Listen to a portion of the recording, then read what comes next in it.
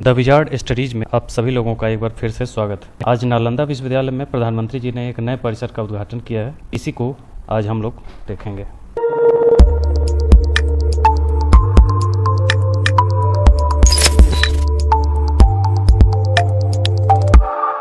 यह है नालंदा विश्वविद्यालय, जिसके परिसर में आज एक नए परिसर का उद्घाटन किया गया है। इसके अवशेष हैं जो दिखाई दे रहे हैं, और ये है उद्घाटन समारोह के सभी गणमान्य लोग, जिसमें प्रधानमंत्री जी और मुख्यमंत्री नीतीश कुमार वहीं हैं, उपस्थित हैं। प्रधानमंत्री जी ने अपने ट्विटर हैंडल से कहा कि नालंदा बताएगा कि जो राष्ट्र मजबूत मानवीय मूल्यों पर खड़े होते हैं, वे राष्ट्र इतिहास को पुनर्जीवित करके बेहतर भविष्य की नींव रखना जानते हैं। और नालंदा एक पहचान है, एक सम्मान है। नालंदा एक मूल्य है, मंत्र है, गौरव है, गाथा है। नालंदा उद्घोष है इस सत्य का कि आग की लपटों में पुस्तकें भले जल जाएं, लेकिन आग की लपटें ज्ञान को नहीं मिटा सकती। ये स्टेटमेंट काफ़ी लाजवाब है और ये बहुत सारी चीज़ें कह रही हैं। प्राचीन नालंदा में बच्चों का एडमिशन उनकी पहचान, उनकी नेशनैलिटी को देखकर नहीं होता था। हर देश, हर वर्ग के युवा यहाँ आते थे। नालंदा विश्वविद्यालय के इस कैंपस में हमें उसी प्राचीन व्यवस्था को फिर से मजबूती देनी है। यानी कि ये नालंदा का पुराना स्वरूप जैसा था, उसी को फिर से लाने की बात कह रहे हैं। नालंदा केवल भारत के ही अतीत का पुनर्जागरण नहीं है, इसमें विश्व के, एशिया के कितने ही देशों की विरासत जुड़ी हुई है। तो ये प्रधानमंत्री जी के ट्विटर हैंडल से कई सारी महत्वपूर्ण बातें कही गई।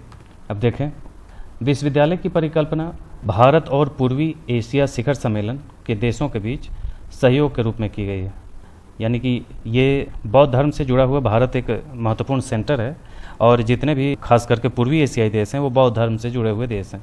इसलिए उनके बीच भारत एक कहें कि सॉफ्ट पावर के रूप में भी उभरता है। इसलिए भारत के पूर्वी एशियाई देशों से अच्छे संबंध भी हैं, तो उसको और ये बढ़ाएगा। उद्घाटन समारोह में 17 देशों के मिशन प्रमुखों सहित कई प्रतिष्ठित लोग शामिल हुए, और प्रधानमंत्री जी ने एक पौधा भी लगाया। इन्होंने वैश्विक रैंकिंग में भारत के विश्वविद्यालयों के प्रदर्शन का भी उल्लेख किया। पिछले 10 वर्षों में शिक्षा और कौशल विकास के क्षेत्र में जो हाल की उपलब्धियां थी, उस पर भी उन्होंने बताया कि क्यूएस रैंकिंग में भारत के शैक्षणिक संस्थानों की संख्या 9 से बढ़कर अब 46 हो गई है, और Times higher education impact ranking में 13 से बढ़कर 100 होने का उल्लेख किया। इन्होंने आगे कहा कि आज भारत में 23 आईआईटी हैं, और आईआईएम की संख्या 13 से बढ़कर 21 हो गई है, और एम्स की संख्या अब 3 गुनी बढ़कर 22 हो गई है। इन्होंने कहा कि 10 वर्षों में मेडिकल कॉलेजों की संख्या भी लगभग 2 गुनी हो गई है। ये सब आंकड़े हैं जो आपको याद रखने चाहिए एग्जाम के हिसाब से। नालंदा विश्वविद्यालय परिसर में 40 कक्षाओं के साथ 2 शैक्षणिक ब्लॉक हैं, जिसमें लगभग 1900 लोगों के बैठने की क्षमता है, और इसमें 300 सीटों वाली क्षमता वाले 2 सभागार हैं। लगभग 550 छात्रों की क्षमता वाला एक छात्रावास भी है, और एक अंतर्राष्ट्रीय केंद्र सहित कई अन्य सुविधाएं भी यहाँ दी गई हैं। एक एम्पी थिएटर जो 2000 व्यक्तियों तक को समायोजित कर सकता है, एक फैकल्टी क्लब और एक खेल परिसर, ये सब कुछ वहाँ बने हुए हैं। यह कैंपस एक नेट जीरो ग्रीन कैंपस है। यह सौर संयंत्र, घरेलू और पेयजल उपचार संयंत्र, अपशिष्ट जल के पुनः उपयोग के लिए पुनर्चक्रण संयंत्र और 100 एकड़ जल निकाय और कई अन्य पर्यावरण अनुकूल सुविधाओं के साथ आत्मनिर्भर है। ये नेट जीरो ग्रीन कैंपस का मतलब यही है कि यहाँ पूरी तरह पर्यावरण को बगैर नुकसान पहुँचाए, यानी कि आप कह सकते हैं कि ये इको फ्रेंडली पूरा का पूरा सिस्टम यहाँ बना हुआ है। यहाँ कार्बन उत्सर्जन ना के बराबर है, इसलिए नेट जीरो कहा जा रहा है। नेट जीरो भी है और ग्रीन कैंपस, दोनों चीज़ें यहाँ लागू होती हैं। अगर पुराने नालंदा विश्वविद्यालय की बात करें, जो 1600 साल पहले का नालंदा विश्वविद्यालय था, तो 5वीं सदी में इसकी स्थापना हुई थी। गुप्त राजवंश के कुमारगुप्त प्रथम ने इसकी स्थापना करी थी। इस विश्वविद्यालय में उस समय 300 कमरे थे और 7 बड़े कक्ष थे, और 9 मंजिला लाइब्रेरी थी उस ज़माने में। और ये मुझे उम्मीद है कि आज भी दुनिया में शायद ही कोई देश होगा जिसकी इतनी बड़ी लाइब्रेरी हो।